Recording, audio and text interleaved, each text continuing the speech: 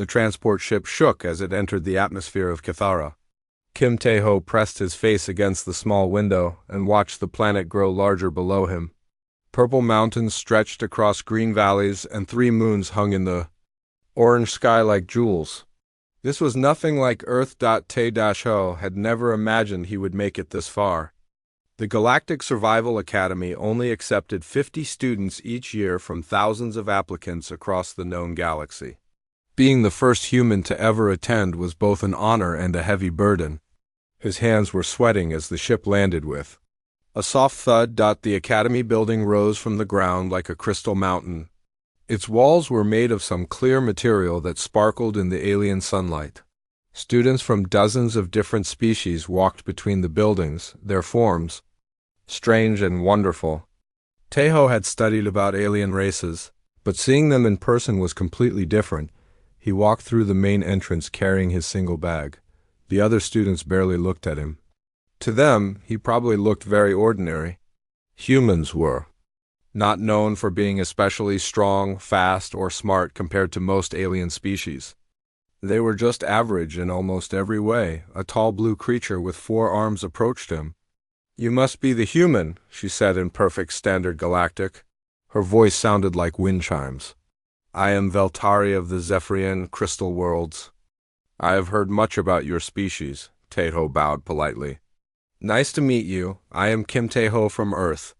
Veltaria's skin was made of what looked like living crystal that changed colors as she moved. Small gems grew from her shoulders and arms, glowing with soft blue light. "Your planet is quite primitive, I understand.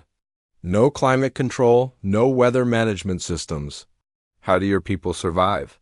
Before Tae-ho could answer, a massive insect-like being joined them. It stood over 2 meters tall with 6 legs and arms that ended in sharp claws.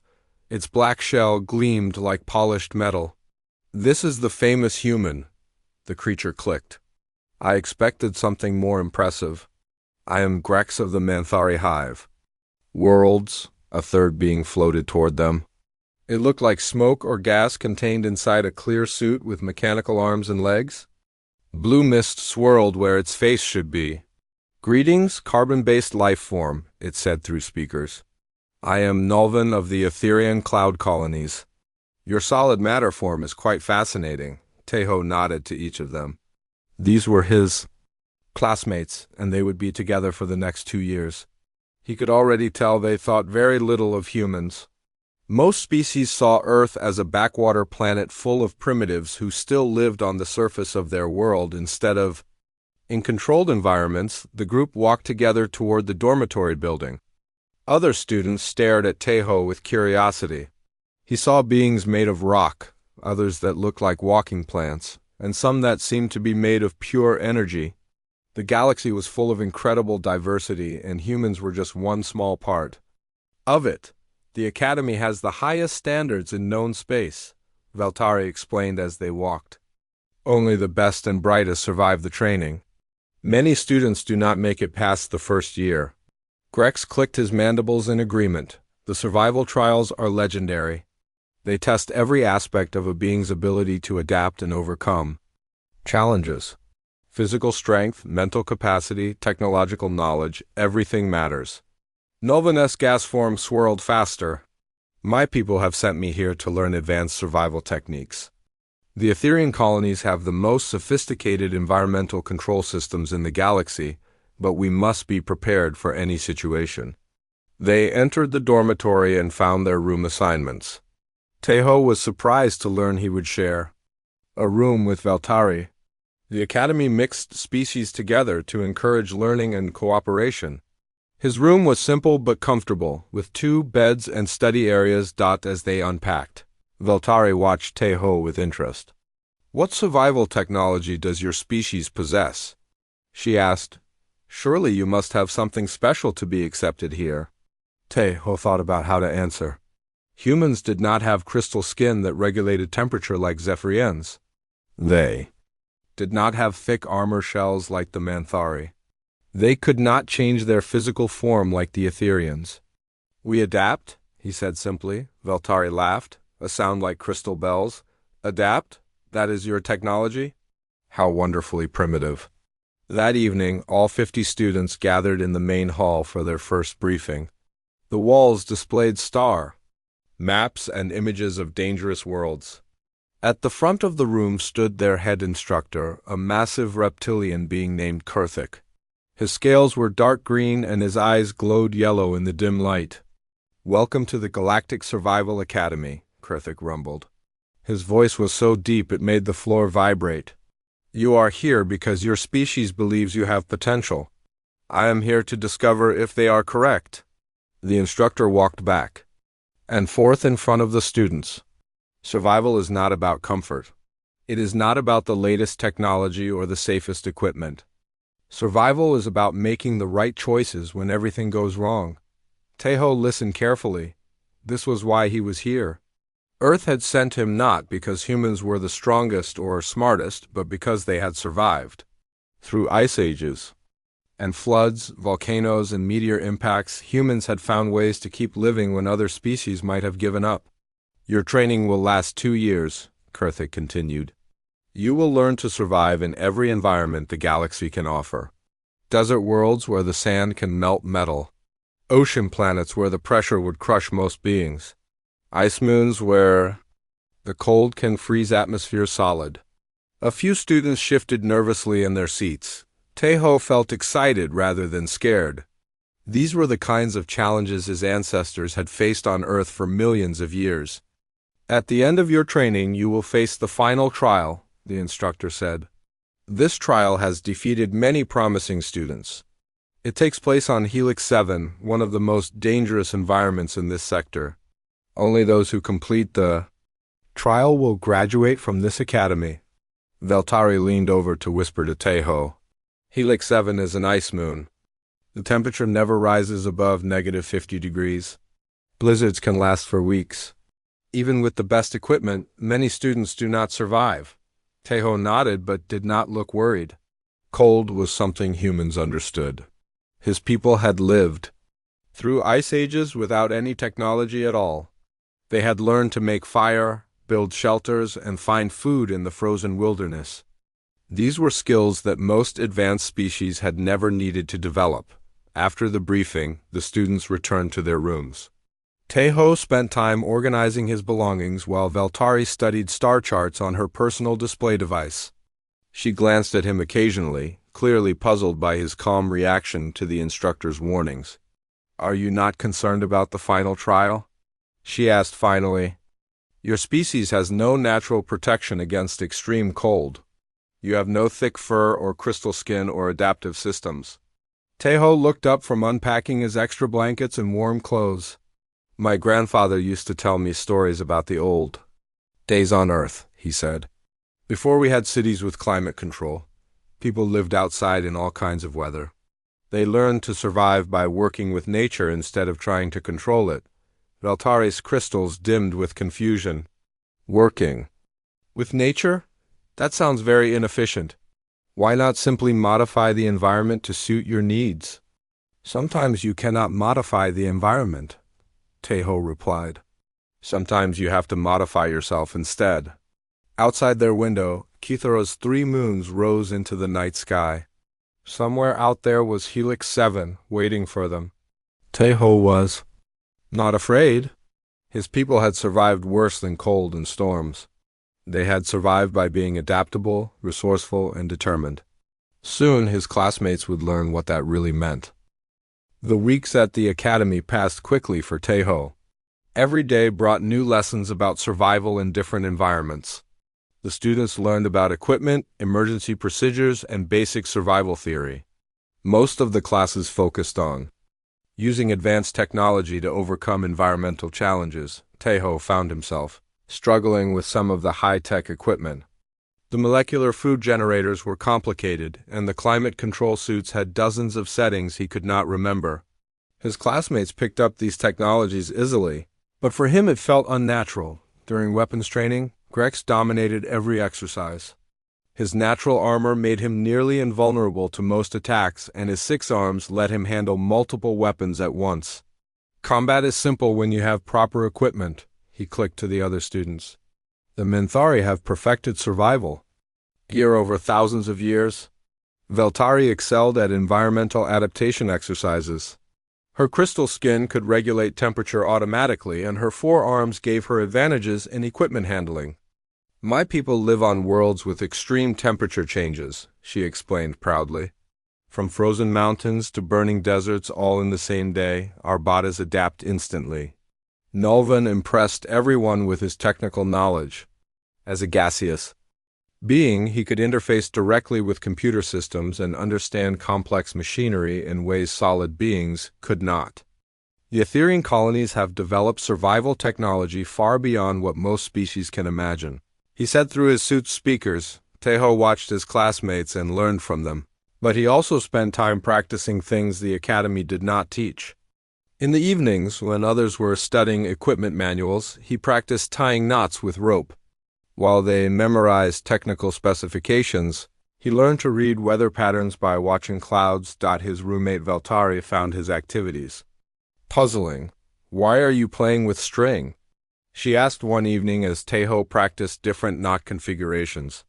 "We have molecular bonding devices that are much stronger and more reliable. What happens if the molecular bonding device breaks?" Tejo asked, pulling his rope tight. Veltari's crystals flickered with amusement. "Then you use the backup device. If that breaks, you use the emergency unit." No properly equipped expedition would rely on primitive materials. Tejo nodded, but continued practicing.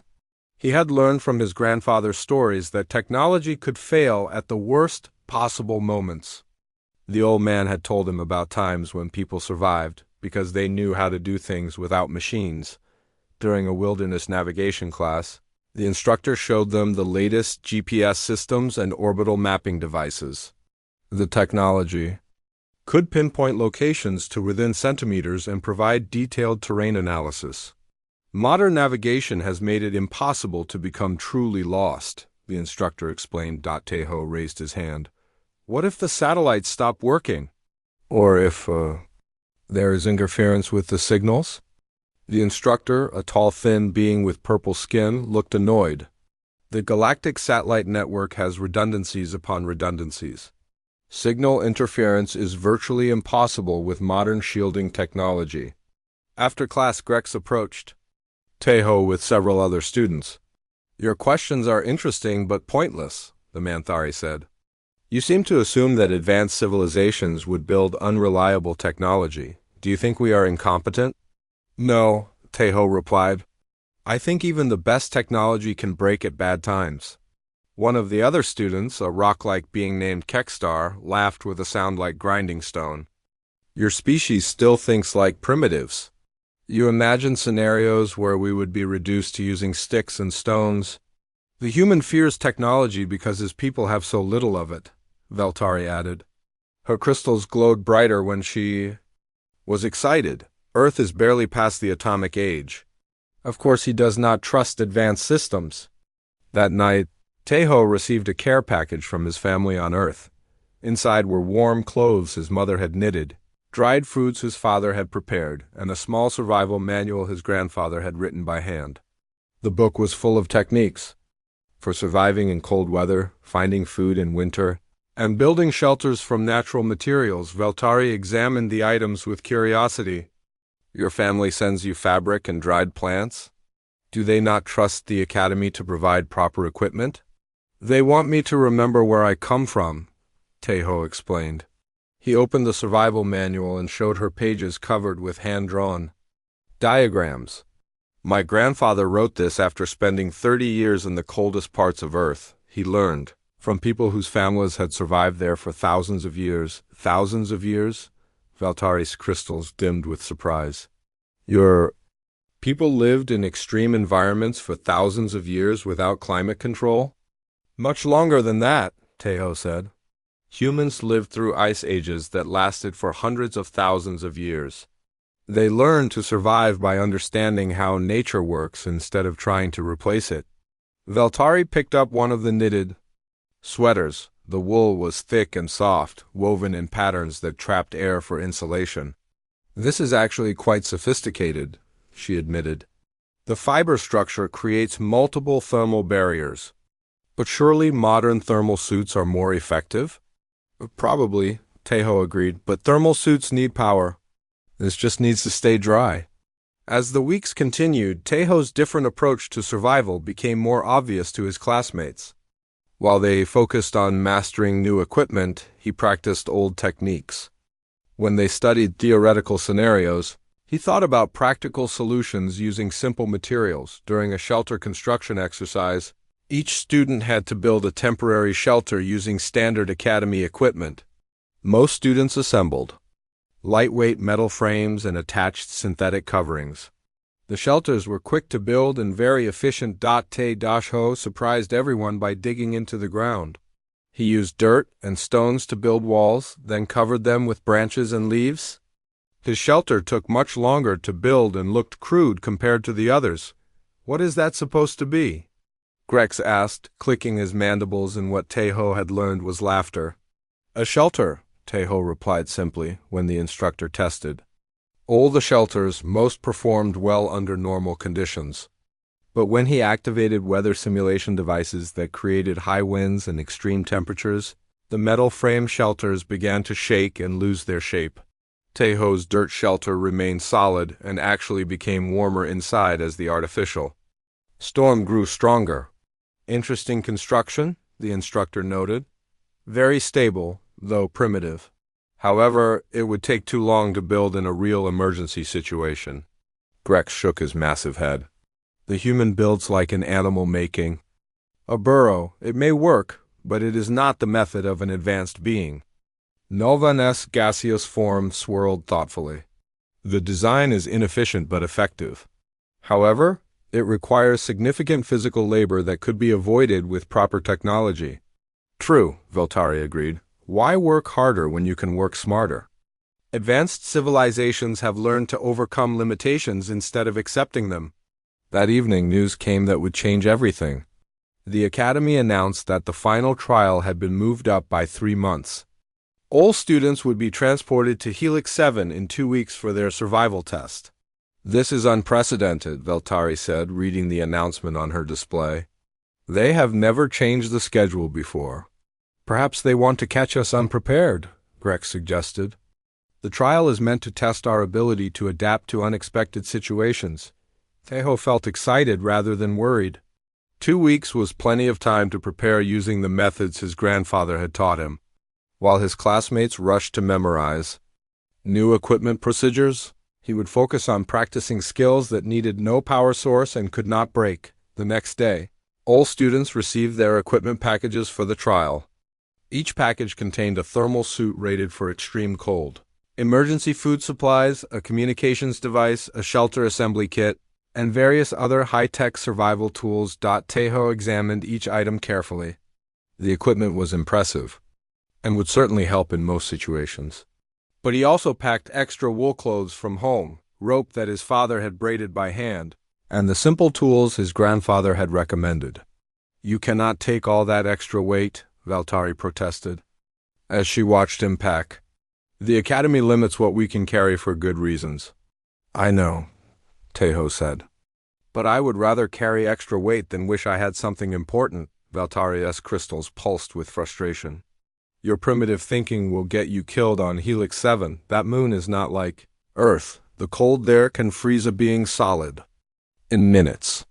Blizzards are strong enough to tear apart metal structures.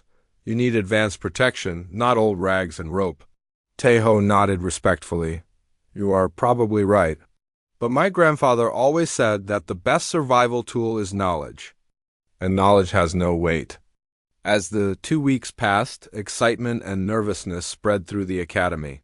Students spent long hours practicing with their equipment and studying the environmental data about Helix 7. The ice moon was truly one of the most dangerous places. In the galaxy. On the night before departure, Tejo sat quietly in his room reading his grandfather's survival manual one more time. Veltari watched him with a mixture of concern and exasperation. I do not understand you, she said finally. Tomorrow we face one of. The transport ship cut through space like a silver arrow, carrying all 50 Academy students toward their destiny on Helix 7. Through the thick windows, Tejo could see the ice moon growing larger against the star-filled darkness. It looked like a white marble covered in swirling clouds. Final approach to Helix -7, announced the ship's computer. All students report to the drop bay for equipment check and briefing. Taeho gathered his pack and joined the line of nervous students, moving toward the cargo area. The ship felt colder already, and he could hear the environmental systems working harder to maintain comfortable temperatures. Even in space, Helix 7's frozen surface seemed to reach out with icy fingers. Instructor Kurthik stood in the drop bay wearing full winter gear. His reptilian features looked even more serious than usual. Students, you are about to face the most challenging test of your lives. Helix 7 is not forgiving to those who make mistakes. The instructor activated a holographic display that showed the moon's surface. White plains stretched endlessly in all directions, broken only by rocky hills and deep valleys. Surface temperature averages -60 degrees Celsius. Wind speeds regularly exceed 100 kilometers per hour. Visibility during storms drops to less than 5 meters. A few students shifted nervously. Taeho felt excited. This was the kind of environment his ancestors had learned to survive in. His grandfather's stories had prepared him for exactly this situation. Each of you will be dropped at different locations across the northern hemisphere, Kurthik continued. Your objective is simple: reach the pickup coordinates within 7 days. The pickup point is 50 kilometers from each drop zone.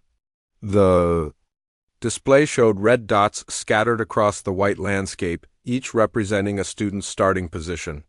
Green dots marked the pickup locations.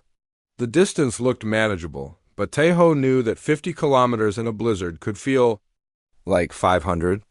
You have all been equipped with emergency beacons, the instructor explained.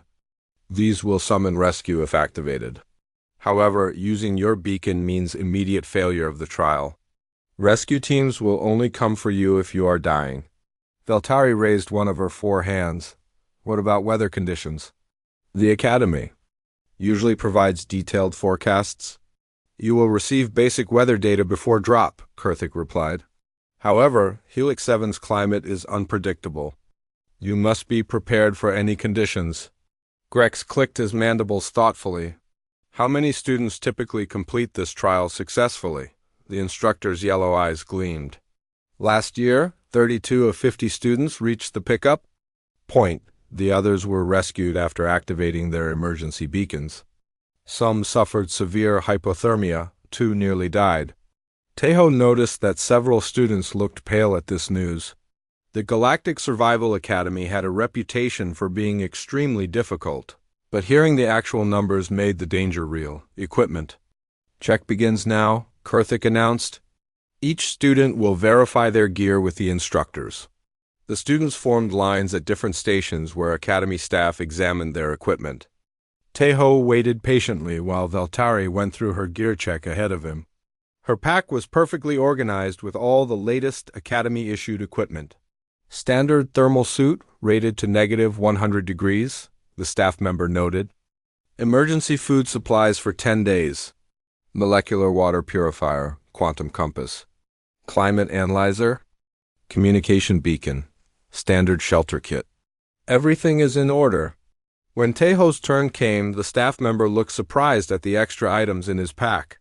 What are these additional materials? This appears to be natural fiber clothing. Wool.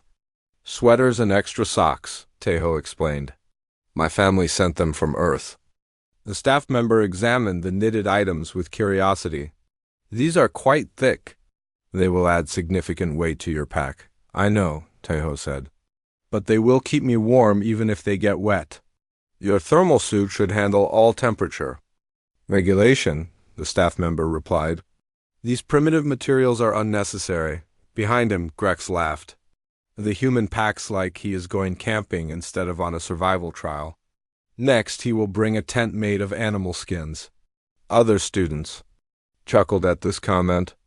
Most of them carried only the Academy's standard equipment, trusting in technology that had been tested in laboratories and proven effective in controlled conditions. Taeho ignored their laughter and finished his equipment check. The staff member noted his extra items but did not prohibit them. Academy rules allowed students to bring additional gear as long as it did not exceed weight limits.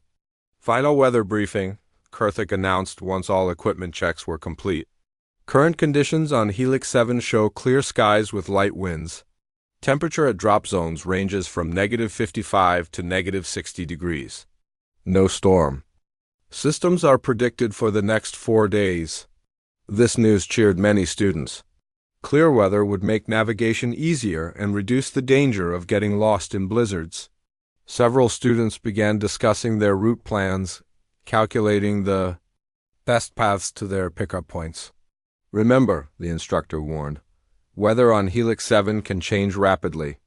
What is clear today may be a deadly storm tomorrow. Do not become overconfident. The ship shuddered as it entered Helix 7's thin atmosphere. Through the windows, Tejo could see the frozen surface rushing up to meet them. The landscape looked harsh but beautiful, like a photograph of ancient Earth during the Ice Ages. Drop preparation begins in 30 minutes, the computer announced. All students to drop positions. The students moved to individual drop pods that would carry them safely to the surface. Each pod was equipped with landing thrusters and basic survival supplies. Tejo strapped himself into his assigned pod and checked his equipment one final time. In the pod next to him, Veltari was testing her gear's electronic systems. Her thermal suit displayed temperature readings and environmental data on a small screen. My equipment is functioning perfectly, she said confidently. The crystal formations in my skin are already adapting to the cold. Grex was adjusting his suit's armor plating in another pod. Manthari exoskeletons are naturally resistant to temperature extremes, he clicked. This trial should not be difficult for my species. Nulvan's gaseous form swirled inside his environmental suit. Etherian technology has prepared me for any atmospheric conditions, he said through his speakers. I am looking forward to demonstrating superior survival techniques. Tejo listened to his classmates but said nothing. They were all confident in their natural abilities and advanced equipment. He hoped they were right, but his grandfather's stories had taught him that nature did not care about confidence or technology. Drop sequence initiated, the computer announced. Students will be deployed at 30-second intervals, one by one. The drop pods launched from the ship. Tejo watched through his small window as other pods fell toward the white surface like shooting stars. Soon it would be his turn to join them on the frozen moon below. Student Kim Tejo, prepare for drop, the computer said. Landing zone coordinates transmitted to your navigation system? Tejo felt his pod detach from the ship and begin its descent toward Helix 7. The frozen landscape grew larger and more detailed as he fell. He could see wind patterns in the snow and the shadows of hills and valleys. It looked exactly like the winter wilderness his grandfather had described in his stories. The pod's retro thrusters fired, slowing his descent. With a soft thud, he landed in a drift of white snow. The pod's door hissed open and Tejo stepped onto the surface of Helix 7 for the first time. The cold hit him immediately, even through his thermal suit. The air was so thin and dry that each breath felt sharp in his lungs. The silence was complete except for the whisper of wind across the snow. Tejo activated his navigation system and confirmed his coordinates. The pickup point was 53 kilometers to the southeast. According to his map, the terrain was mostly flat with a few low hills. The route looked straightforward. He shouldered his pack and began walking. The snow crunched under his boots with each step. His thermal suit kept his body warm, but his face felt the bite of the frigid air. He pulled up his hood and adjusted his face mask. After 2 hours of steady walking, Tejo reached the top of a low ridge. From there he could see for kilometers in all directions. The landscape was beautiful in its simplicity: white snow, blue shadows, and the pale purple sky of an alien world. He also saw other students in the distance. Grex was moving quickly across the snow, his powerful legs carrying him faster than any human could walk. Veltari was using some kind of energy device to melt a path through deeper snowdrifts. Nulvan floated just above the surface, his environmental suit's jets carrying him forward without effort. Tejo was clearly the slowest of the group. While his classmates used their natural abilities and advanced technology to move quickly, he plodded along at a steady human pace. By evening they would probably be far ahead of him, but Taeho was not worried about speed. His grandfather had taught him that survival was not about moving fast, it was about moving smart. Better to arrive safely than to rush and make deadly mistakes. As the day continued, the clear weather held. Taeho made steady progress toward his pickup point, stopping regularly to check his navigation and eat small amounts of food. He noticed that the wind was gradually picking up, and Taeho woke to the sound of wind howling against his shelter. The lightweight walls were shaking violently, and snow was beginning to blow through small gaps in the seams. Outside, what had been a clear night had turned into something much more dangerous. He checked his chronometer. It was still 3 hours until sunrise, but the sky was completely dark with thick clouds.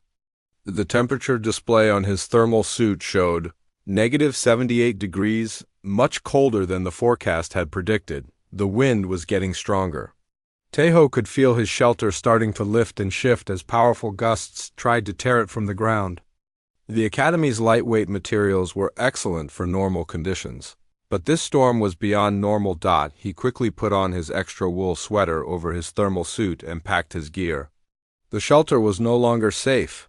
Through the howling wind, he could hear a distant sound that made his blood run cold, the sharp crack of breaking equipment. Taeho opened his shelter's entrance just enough to look outside.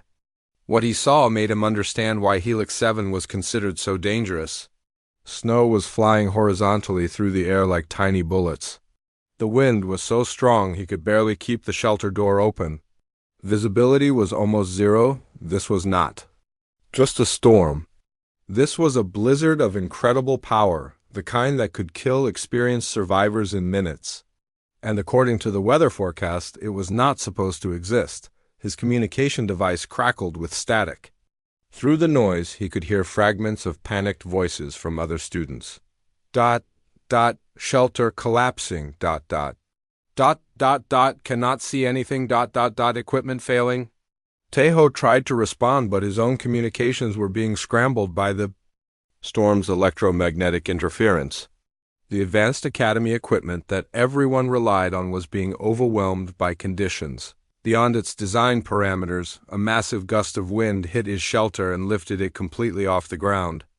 Taeho grabbed his pack and rolled out into the storm just as the lightweight structure was torn apart and blown away into the darkness. The cold hit him like a physical blow. Even through his thermal suit and wool layers, he could feel the deadly chill trying to reach his skin. The wind was so powerful it knocked him off his feet. Snow filled his mouth and nose, making it hard to breathe. Taeho forced himself to think clearly despite the chaos around him. His grandfather's voice seemed to whisper in the wind, "When nature shows her fury, do not fight her. Find shelter, and wait for her anger to pass." He crawled across the ground, feeling with his hands for any kind of protection from the wind. The storm was so intense that standing was impossible. Snow was building up so fast that it was already covering his legs. After what felt like hours but was probably only minutes, Taeho found a small depression in the ground near some rocks. It was not much, but it blocked some of the wind. He curled up in the hollow and pulled his pack over his head for extra protection. Through the storm noise, he could hear more sounds of disaster. Metal was tearing and equipment was breaking. Electronic beepers were going off as various devices failed or lost power. Some of the sounds might have been emergency beacons activating as students called for rescue, but rescue would be impossible in these conditions. No aircraft could fly through winds this strong, and ground vehicles would be buried in snow within minutes. Anyone caught in this storm would have to survive on their own until it passed. Taeho thought about his classmates and felt worried. Veltari was confident in her crystal skin's ability to regulate temperature, but this cold was beyond what any living tissue could handle. Grex trusted his exoskeleton to protect him, but armor that conducted heat could become deadly in extreme cold. Nelvan's environmental suit was sophisticated, but it needed power to function. The storm continued through the night and into the next day. Teho stayed in his small shelter, occasionally moving his arms and legs to keep blood flowing. He ate small amounts of food and melted snow in his mouth for water. The Academy's emergency rations were designed to provide energy in extreme conditions, but they tasted like cardboard. By the second day of the storm, Teho began to hear different sounds through the wind. There were no more electronic beeps or radio chatter. The sounds now were more basic, the groaning of stressed materials and the deep crack of ice forming and breaking. He tried his communication device again, but got only static. Either the storm was still interfering with signals, or the Academy's communication network had been damaged. Either way, he was completely cut off from help. On the third morning, something changed. The wind was still howling, but Teho could sense a slight difference in its pattern. His grandfather had taught him to read storms like books, understanding their moods and rhythms. This blizzard was beginning to weaken, but it would take time to die completely. Teho decided to risk leaving his shelter to look for other students. The Academy had dropped them relatively close together, and someone might need help. He put on all his extra clothes and prepared to venture into the storm. Moving through the blizzard was like walking through a white nightmare. The snow was so thick he could barely see his own hands. The wind tried to push him in different directions with each step. His thermal suit's heating system was working at maximum power just to keep him alive. After an hour of careful searching, Teho found the first casualty of the storm. It was a shelter foundation that had been completely buried under 3 meters of snow. Whoever had been there was gone, either rescued by emergency beacon or buried somewhere in the drifts, he continued, searching and found more evidence of disaster. Pieces of high-tech equipment were scattered across the landscape, torn apart by the wind or crushed by shifting snow. Some items were frozen so solid they shattered when he touched them. Then he heard something that made him stop moving, a weak voice calling for help through the storm. Teho followed the sound and found Veltari partially buried under a collapsed shelter. Her crystal skin, which normally glowed with warm blue light, had turned dark and dull. She was shivering violently. "Teho," she said weakly as he dug her out of the snow. "My temperature regulation system failed? The crystals cannot handle this cold? I cannot feel my arms." Teho helped her sit up and examined her condition. Veltari's natural ability to control her body temperature had been overwhelmed by the extreme cold. Her crystals were cracked and dim, no longer able to generate heat. She was suffering from severe hypothermia. "Where is your thermal suit?" Teho asked. "Torn apart by the wind on the first night," Veltari replied through chattering teeth. "I thought my crystals would be enough. I was wrong." Teho immediately began digging through the snow around her collapsed shelter. He found pieces of her equipment scattered and broken, but some items were still usable. Her emergency food supplies were frozen solid, and her communication device was dead. "Can you walk?" he asked. Veltari tried to stand but fell back down. "My legs are too cold." "I cannot control them properly."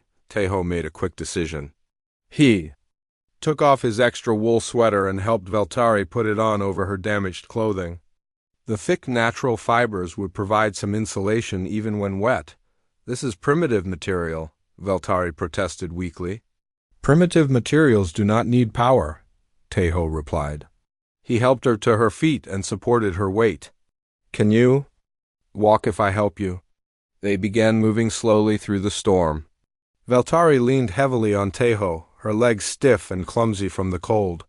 Every few minutes they had to stop so she could rest and try to warm her hands. As they struggled through the blizzard, they found more students in trouble.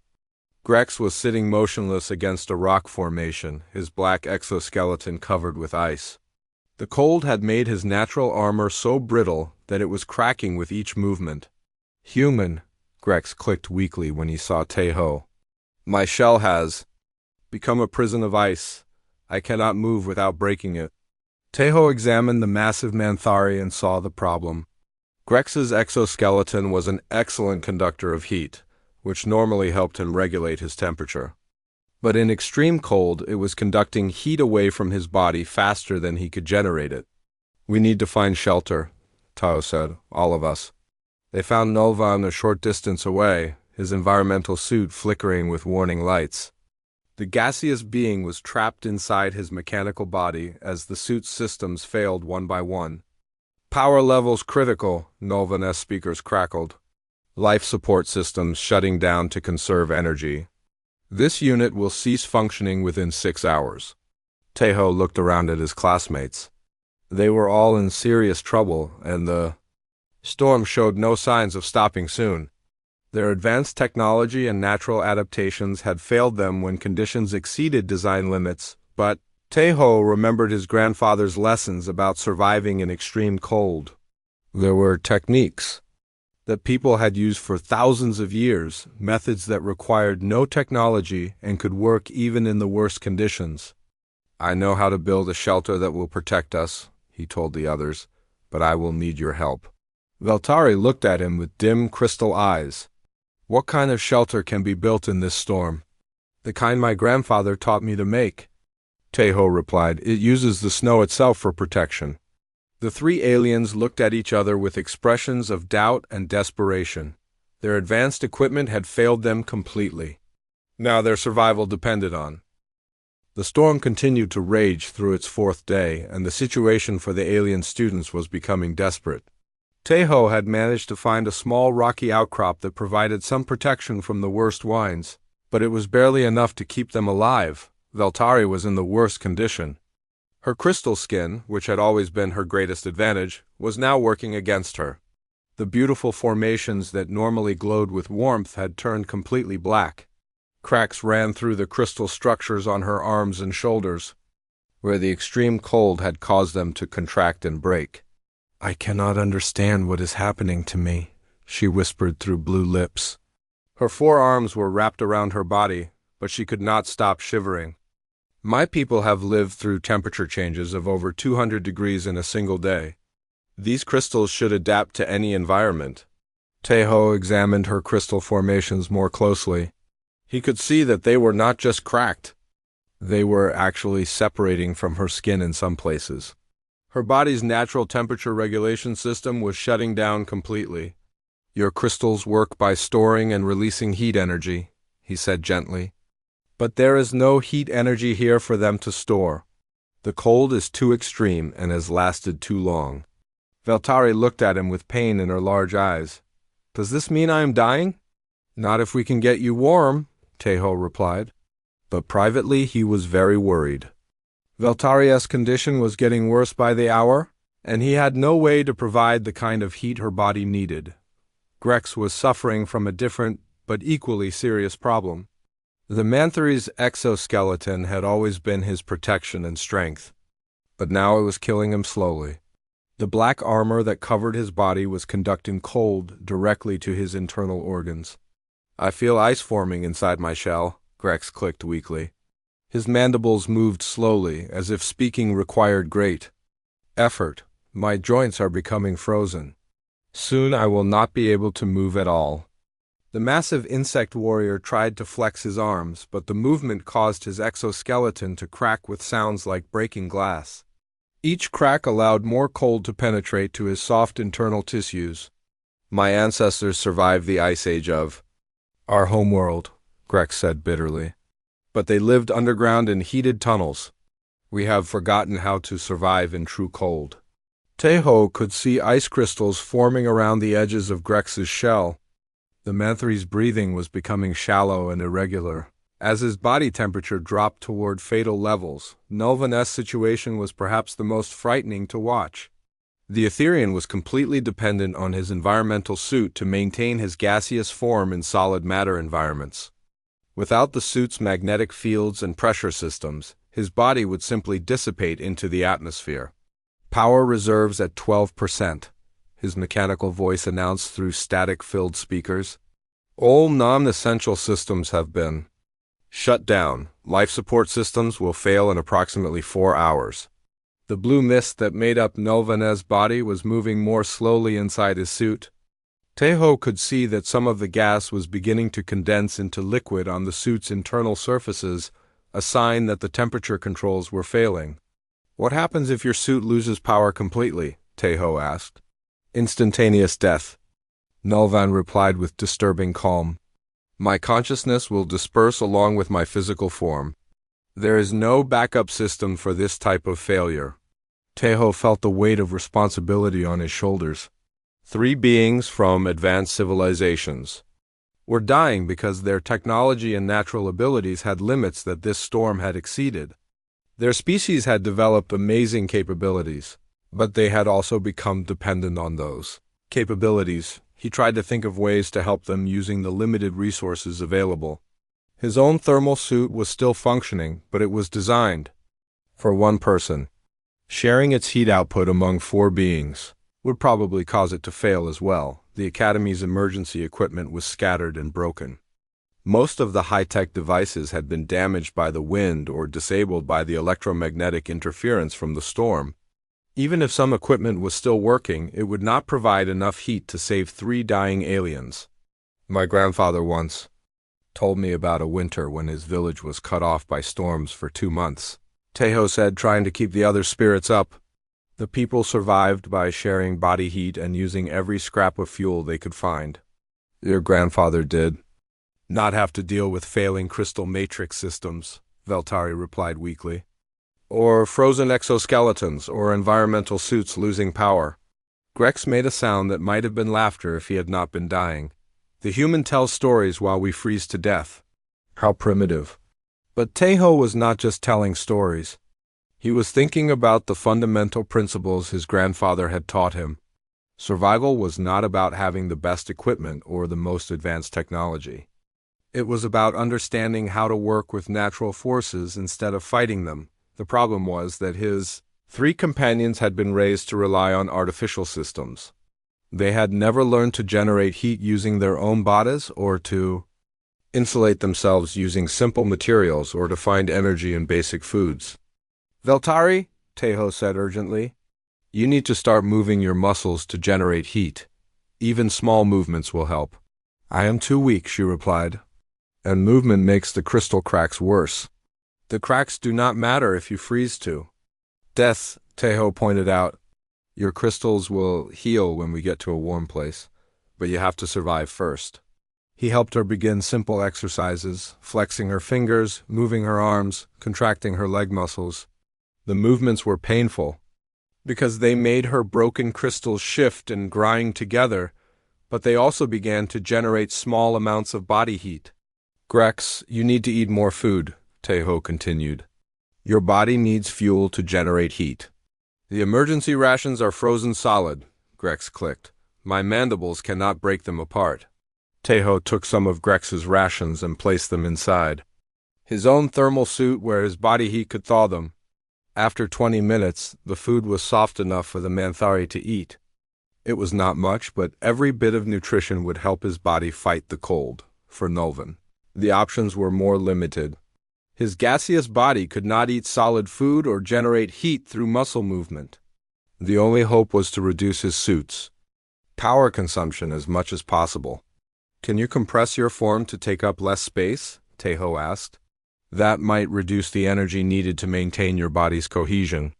Possible, Nulvan replied after considering the suggestion. But dangerous. If I compress too much, I may not be able to expand again when power is restored. That is a risk for later, Teho said. Right now, we need to keep you alive long enough for rescue. Nulvan's gaseous form slowly condensed into a smaller, denser cloud inside his suit. The change reduced his power consumption by 30%, giving him several more hours of life support, but even these small improvements were not enough. All 3 aliens were still dying slowly from the extreme cold. Their bodies and technologies were simply not designed for conditions this harsh. As the hours passed, their conversations became shorter and more confused. Hypothermia was affecting their thinking as well as their physical functions. Veltari began talking about crystal gardens on her homeworld that existed only in her memories. Grex spoke in his native language about hive brothers who had died long ago. Nulvan's voice became garbled as his suit's speech systems began to malfunction. Teho realized that traditional first aid was not going to be enough. His companions needed the kind of help that could only come from real shelter and sustained warmth. They needed protection that could last for days, not hours.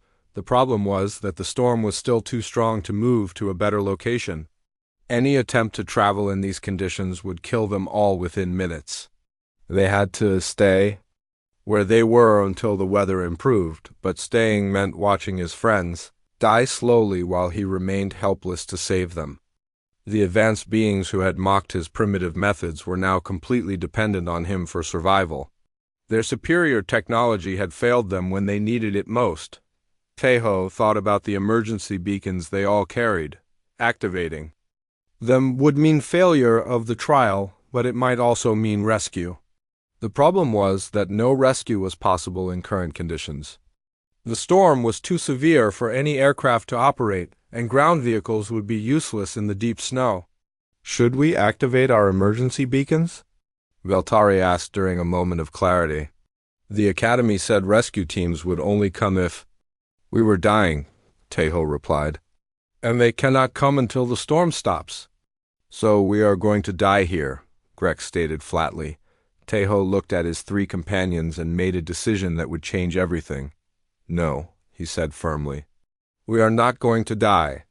I know how to build a shelter that will keep us all warm until rescue comes. What kind of shelter? Nolvan asked through static. A snow cave, Tejo replied. My grandfather taught me how to build them when I was young. They used the snow itself for insulation and protection. The three aliens looked at him with expressions of doubt and desperation. They had already seen all their advanced technologies fail. Now their only hope was a primitive technique used by humans who had never left their own planet. Snow cannot provide warmth, Veltari protested weakly. It is frozen water. It will make. Tejo knelt in the snow and began to dig with his hands and a small folding shovel from his pack. The wind was still howling around them, but he moved with calm purpose, as if he had done this 1,000 times before. His companions watched with growing fascination as he worked. The first thing you must understand about snow, Tejo explained as he dug, is that it is not just frozen water. It is millions of tiny ice crystals with air trapped between them. That air is what makes snow such a good insulator. He paused in his digging to pick up a handful of snow and show it to the others. See how this snow sticks together when I squeeze it? That means it has the right moisture content for building. Too dry and it will not hold its shape. Too wet and it will not insulate properly. Veltari watched him work with confusion. Her crystal formations were still dark and cracked, and she could barely move her arms, but her curiosity was stronger than her pain. How can frozen water provide warmth? This makes no scientific sense. It does not create warmth, Tejo corrected gently. It traps the warmth that our bodies produce. Even when we are very cold, our bodies still generate some heat. The snow will keep that heat from escaping into the air. He continued digging, creating a small entrance tunnel that sloped downward into the snow pile. The entrance must be lower than the main chamber, he explained. Cold air is heavier than warm air, so it will sink down and flow out through the entrance. The warm air will rise and stay in the upper part of the shelter. Grex tried to help by scooping snow with his powerful claws, but the movement caused his exoskeleton to crack further. This is very slow work, he clicked painfully. How long will it take to build? Several hours, Tejo admitted. But once it is finished, it will keep us alive for days if necessary. As he worked, Tejo explained more of the principles his grandfather had taught him. The walls must be thick enough to provide insulation, but not so thick that they waste energy to build. About arm's length is usually right for this kind of snow. He demonstrated by lying on his side and reaching into the growing tunnel. See? If I can just touch the far wall with my fingertips, the tunnel is the right width. Melvin's gaseous form swirled slowly inside his failing suit. This technique requires no technology at all, he observed through static-filled speakers. How did primitive humans discover such methods?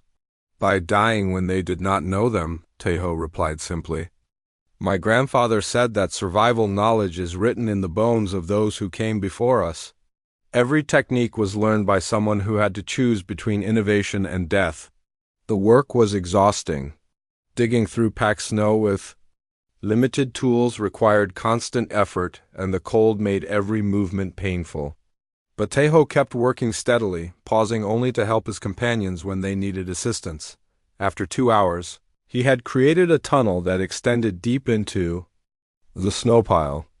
"Now comes the hard part," he said. "I have to hollow out the main chamber without causing the roof to collapse." He crawled into the tunnel and began digging upward, creating a dome-shaped space inside the snow. The others could hear him working, but could not see what he was doing. Occasionally, he would back out of the tunnel to rest and dump armloads of snow. "How do you know how big to make it?" Valtari asked during one of his breaks. "Big enough for all of us to lie down, but small enough that our body heat can warm the air," Tejo replied. "Too big and we will freeze. Too small and we will not have enough oxygen." Grex watched the growing pile of excavated snow with interest. "You are creating a significant amount of waste material. In Manthari construction, efficiency is paramount." "This is not waste," Tejo said. "I will use this snow to build up the walls and make the entrance smaller. Every piece has a purpose." As he continued working, something remarkable began to happen. The constant physical activity was helping to warm all of their bodies. Even Valtari, who had been nearly motionless for hours, began to move more easily.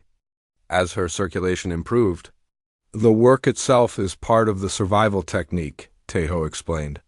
"Building the shelter forces us to move our muscles and generate heat. By the time it is finished, we will all be warmer than when we started." After 4 hours of steady digging, Tejo had created a small dome-shaped chamber inside the snow pile. The space was just large enough for 4 people to lie down together. The walls curved smoothly upward to a rounded ceiling about 1 meter high. "The shape is important," he said as he made final adjustments to the interior. "A dome is the strongest structure and distributes weight evenly. It will not collapse even if more snow falls on top." He crawled out of the tunnel and began the final steps of construction. Using the excavated snow, he built up the walls around the entrance and created a small windscreen to block the worst of the storm. "Now we test it," Tejo announced. He crawled into the shelter and called back to the others. "Come inside, but move carefully. Do not damage the walls." One by one, his companions followed him into the snow cave. Valtari had to be helped because her crystal formations made movement painful. Grex moved very slowly to avoid cracking his exoskeleton further. Nulvan's environmental suit barely fit through the entrance tunnel. Inside the shelter, the difference was immediately noticeable. The howling of the wind became a distant whisper. The constant bite of the frozen air disappeared. Even the light seemed warmer, filtered through the white walls. "This is remarkable," Valtari said with wonder. "I can already feel the temperature rising." Tejo used his thermal suit's display to check the conditions. Outside temperature is -92 degrees.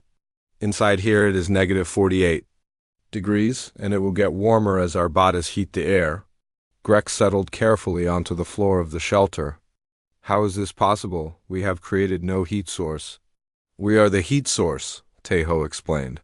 4 living bodies, even cold ones, produce thermal energy.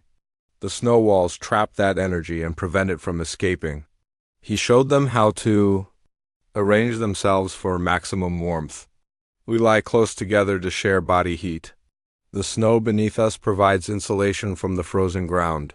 The dome shape above us creates a pocket of warm air. Nulvan's suit systems were still failing, but the warmer environment meant they were using less power for heating. "My power consumption has decreased by 60%, he reported. "I may survive until rescue arrives." As the hours passed, the temperature inside the shelter continued to rise. The warmth generated by their bodies had nowhere to go except to heat the trapped air. Soon the interior reached -20 degrees, still very cold, but survivable with proper clothing and body heat sharing. Tejo opened his pack and shared his remaining food with the others. The emergency rations were still frozen, but he showed them how to thaw small portions using body heat before eating. "Food is fuel for our internal heating systems," he explained. "Even small amounts will help our bodies generate more warmth." For the first time since the storm began, his companions began to show signs of recovery.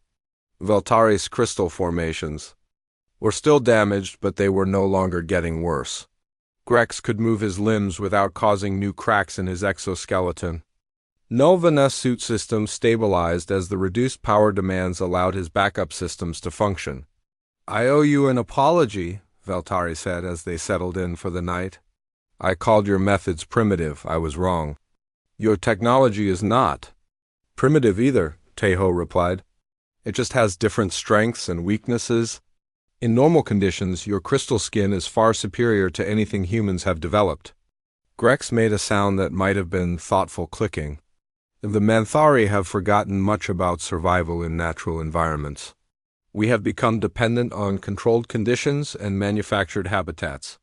Perhaps that is the weakness of all advanced civilizations," Nulvan added.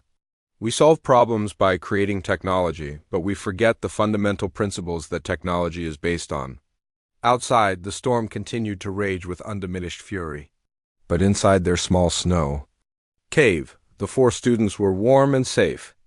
The shelter that Tejo had built using techniques older than civilization itself was protecting them from conditions that had defeated the most advanced survival equipment in the galaxy. "My grandfather would be proud," Tejo said softly as he listened to the wind outside. "He always said that the best survival tool is not a device or a machine. It is knowledge that lives in your mind and hands." As they prepared to sleep, the others asked Tejo to tell them more about the old techniques humans had developed.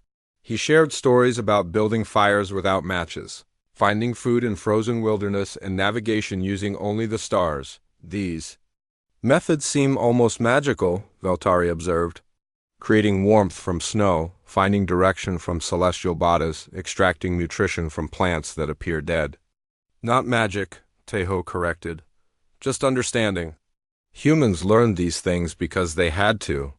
When technology fails or resources run out, knowledge is all that remains." The conversation helped pass the time and kept their minds off their situation. As the night progressed, the temperature inside the shelter stabilized at a comfortable -15 degrees. Their shared body heat and the insulating properties of the snow walls had created a microenvironment that could sustain life indefinitely. For the first time since the storm began, all 4 students fell into the first night in the snow shelter changed everything for the 3 alien students. They had gone to sleep expecting to die slowly from the cold, but they woke up feeling truly warm for the first time since the storm began. The simple cave that Tejo had dug into the snow had accomplished what their advanced technology could not. Veltari was the first to notice the improvement in her condition. The crystal formations on her skin were still cracked and darkened, but they had stopped getting worse. More importantly, she could move her arms and legs without intense pain. "I do not understand how this is possible," she said, examining her damaged crystals in the dim light filtering through the snow walls. "My temperature regulation system is completely broken, but I feel warmer than I have in days." Tejo showed her the thermal readings on his suit display. "The air temperature in here is now -12 degrees. That is 80 degrees warmer than outside. Your body can handle -12 degrees much better than -90. "But how can snow make the air warmer?" Veltari persisted. "Snow is frozen water. It should make everything colder." Tejo picked up a handful of snow from the wall and squeezed it in his gloved hand. "The snow is actually at exactly 0 degrees now, not -90 like the snow outside. Our body heat has warmed it up, and warm snow is a much better insulator than frozen snow." He explained more of the science his grandfather had taught him. "Snow is mostly air trapped between ice crystals. Air is an excellent insulator when it cannot move around. These walls are like a thick blanket of still air that keeps our body heat from escaping." Grex was also showing signs of recovery. The massive Manthari could now move his limbs without causing new cracks in his exoskeleton. The terrible brittleness that had made every movement dangerous was beginning to fade. "My shell is no longer conducting deadly cold to my internal organs," he observed, flexing his arms carefully. The warmer environment allows my natural heating systems to function again.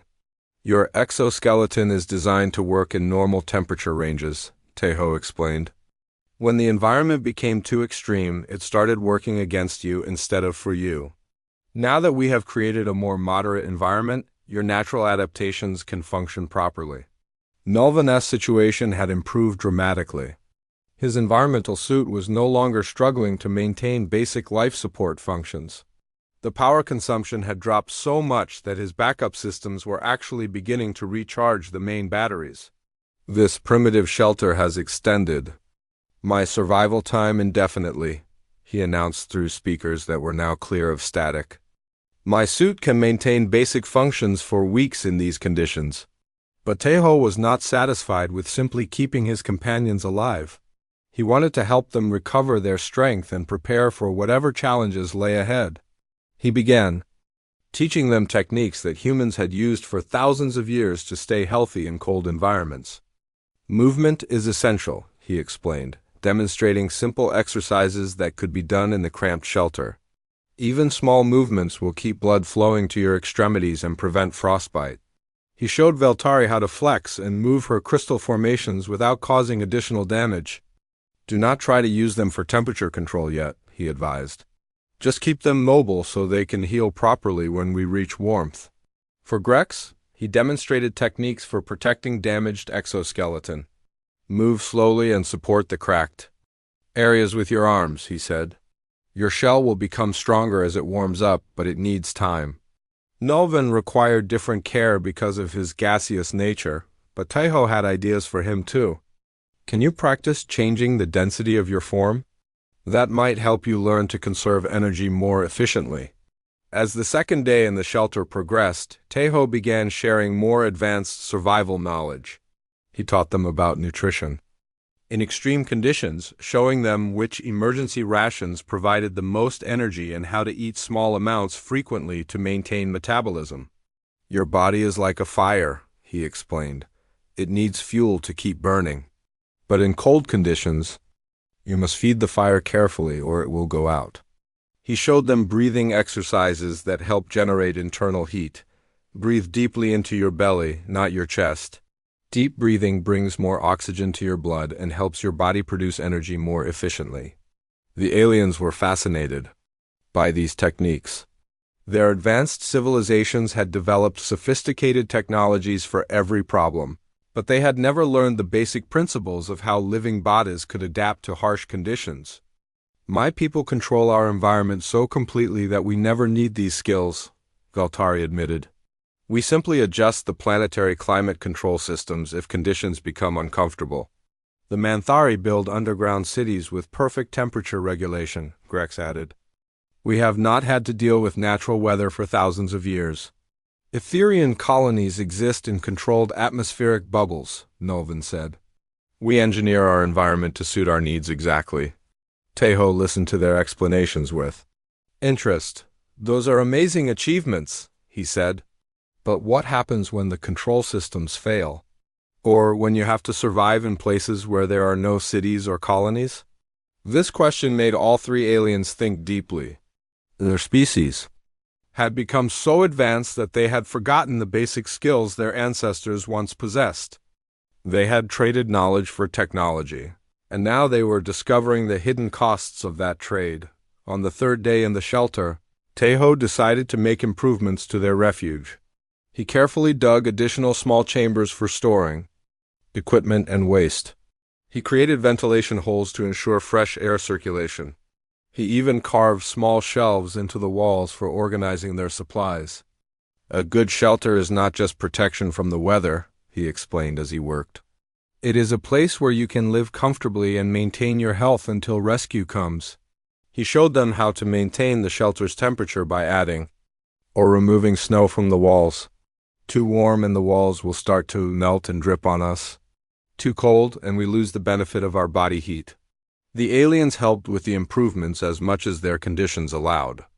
Veltari used her 4 arms to organize supplies efficiently. Grex applied his strength to moving heavy blocks of snow. Nulvan's gaseous form could flow into small spaces to check for structural problems, Working together on these tasks created a sense of teamwork that had not existed before. The three aliens began to see Tae-ho not as a primitive human, but as someone with valuable knowledge they had never encountered. "You treat survival as if it were an art," Veltari observed as she watched Tae-ho carefully adjust the shelter's entrance to improve airflow. "Every detail has purpose and meaning.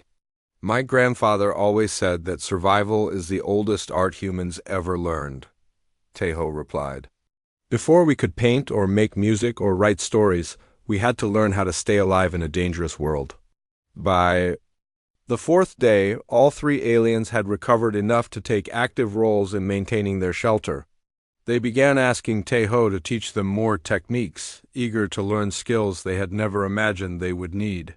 "Show us how to build a fire without modern ignition devices," Grex requested. "The Manthari once knew such techniques, but they have been forgotten." "Teach us to read weather patterns," Veltari added. "If we had known this storm was coming, we could have prepared better." "Explain how to find food and water in environments where they are not obvious," Nolvan requested through his now clear speakers. Tae-ho was happy to share his knowledge. He told them stories his grandfather had passed down about reading the landscape for signs of water, identifying edible plants even in winter, and understanding the behavior of animals that could lead to food sources. "Your grandfather sounds like he was a very wise person," Veltari said after listening to a story about surviving a month-long blizzard using only natural resources. "He was a teacher like his father before him," Tae-ho replied. "In my family, survival knowledge passes from generation to generation. Each person learns the old ways and adds new understanding from their own experiences." The aliens found this concept fascinating. In their civilizations, knowledge was stored in computers and databases.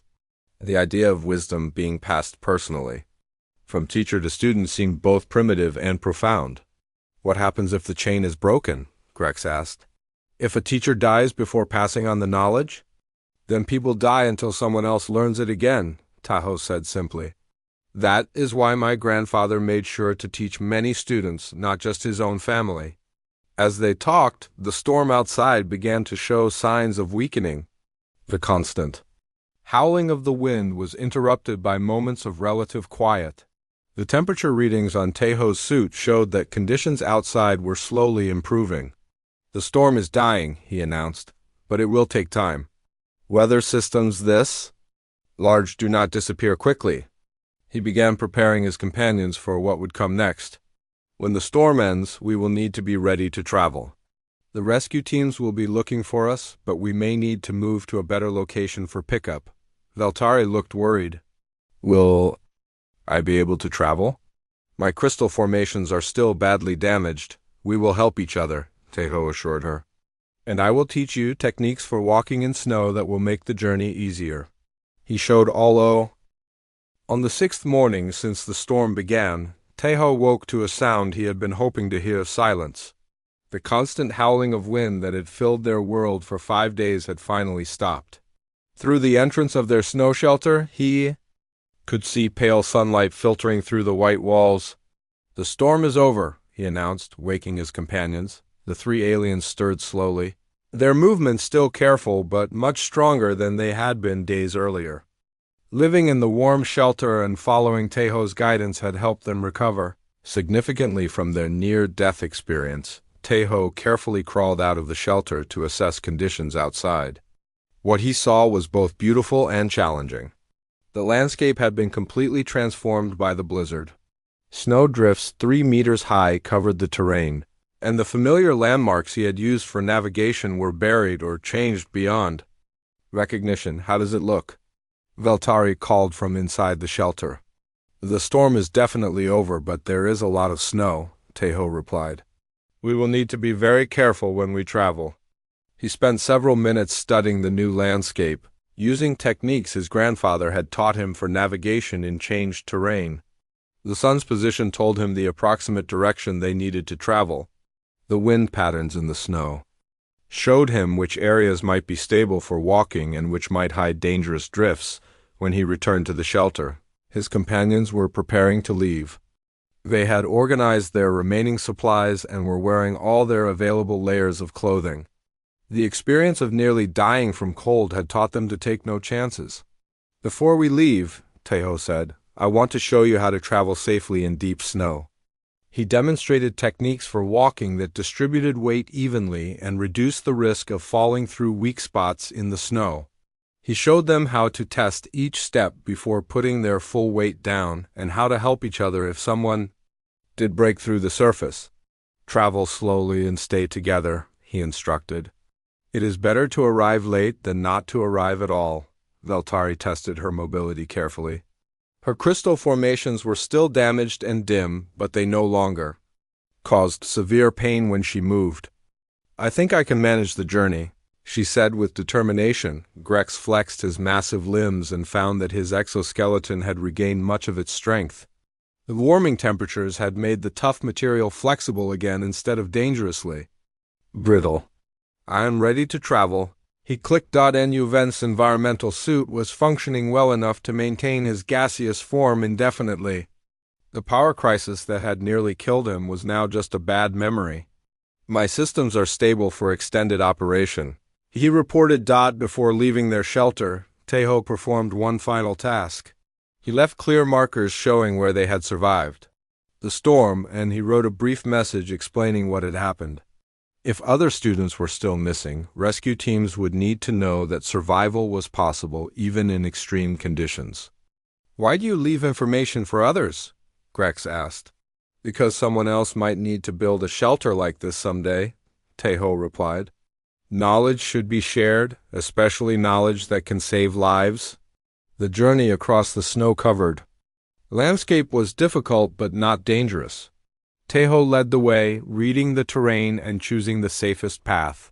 His companions followed in single file, using the trail he broke through the deep snow. They moved slowly but steadily, stopping frequently to rest and warm themselves. Teho had taught them to recognize the early signs of hypothermia and frostbite, so they could take action before small problems became serious injuries. After 4 hours of careful travel, they reached the top of a ridge that gave them a view of the surrounding area. In the distance, Teho could see something that made him smile: the dark shapes of rescue vehicles moving across the white landscape. "There," he pointed. "The rescue teams are searching for survivors." They activated their emergency beacons and waited. Within minutes, a hover vehicle changed course and headed toward their position. The ordeal was finally over. The rescue team that reached them was led by Instructor Kurthik himself. The massive reptilian being looked surprised to find all 4 students alive and in relatively good condition. "Students Kim Teho, Veltari, Grex, and Nulven," he said as they were helped aboard the rescue vehicle. "We have been searching for survivors since the storm cleared." Many students activated their emergency beacons during the worst of the weather. "How many students were rescued?" Veltari asked with concern. 43 students called for emergency. "Pick up," Kurthik replied. "Most suffered severe hypothermia and equipment failure. Several required intensive medical treatment. You 4 are among only 7 students who completed the trial without requesting rescue." The number shocked Teho's companions. Out of 50 students from the most advanced species in the galaxy, only 7 had survived the unexpected storm without help. The trial that was supposed to test their survival skills had become a real battle for life. "How did you 4 survive?" the instructor asked as the vehicle carried them toward the pickup point. "Our weather monitoring systems detected conditions that should have been fatal to most species." Teho began to explain about the snow shelter, but Veltari interrupted. Teho saved our lives," she said firmly. "When our equipment failed and our natural adaptations were overwhelmed, he used primitive human techniques to build a shelter that kept us warm for 5 days." "Primitive techniques?" Kurthik's yellow eyes focused on Teho with new interest. "Snow shelter construction," Teho explained. "My grandfather taught me how to dig caves in snow that use body heat for warmth. The technique is thousands of years old on Earth." Grex clicked his mandibles emphatically. The human's knowledge was superior to all our advanced technology. When our equipment failed, his methods continued to work. The shelter he built maintained survivable temperatures using no power source except our own bodies, Nolvan added. It was more reliable than any artificial heating system. Instructor Kurthik listened to their account with growing amazement. The storm that had overwhelmed the best survival equipment available had been defeated by techniques developed by pre-technological humans. You will need to demonstrate these techniques when we return to the academy, he told Teho. The survival curriculum may need significant revision. At the pickup point, they met the other students who had completed the trial. Most looked exhausted and showed signs of having barely survived despite using all their technological advantages. When they heard the story of Tahoe's snow shelter, they gathered around to ask questions. You kept 4 people warm in a cave made of snow? Asked a student from the crystalline vegan system. That should be thermodynamically impossible. Snow is an excellent insulator when used correctly, Teho explained patiently. The technique works by trapping air and using body heat more efficiently. The other successful students were all from species with natural cold resistance or especially advanced equipment. None had survived through knowledge and improvisation alone. During the flight back to Cathara, word of Teho's achievement spread through the rescue fleet. By the time they reached the academy, news of the human student who had saved 3 aliens using primitive techniques was being discussed throughout the facility. The academy's medical staff examined all the rescued students. Most of those who had called for emergency rescue showed signs of severe hypothermia, frostbite, and equipment-related injuries. Several would need weeks of treatment to fully recover. In contrast, Teho's group was in remarkably good condition. Veltari's crystal formations would heal completely given time and proper care. Grex's exoskeleton showed stress damage but remained structurally sound. Nolvan's environmental suit had actually performed better than expected under the circumstances. This is unprecedented, the medical chief told Instructor Kurthik. Students who survived 5 days in the worst conditions we have ever recorded, and they are healthier than most students who were rescued after 1 day. That evening, all the students who had participated in the trial gathered in the academy's main hall for debriefing. Instructor Kurthik stood before them with an expression that mixed pride and concern. This trial has taught us lessons we did not expect to learn, he began. 43 of you faced conditions that overwhelmed your equipment and training. You made the correct decision to call for rescue rather than risk death. He paused and looked at the 7 students who had completed the trial. 7 of you endured the full challenge and reached your pickup points without assistance. This demonstrates exceptional capability and determination. Then his yellow eyes fixed on Teho. But one of you has shown us something more important than individual survival. Student Kim Teho not only survived the storm himself, but used his knowledge to save 3 other students who would certainly have died. The hall was completely silent as the instructor continued. The techniques he used require no technology, no power source, and no manufactured equipment. They rely only on understanding natural principles and applying them with skill and determination. Kurthik activated a holographic display showing weather data from the storm. The conditions you faced exceeded the design parameters of our most advanced equipment. Temperatures dropped to levels that should have killed most species. Wind speeds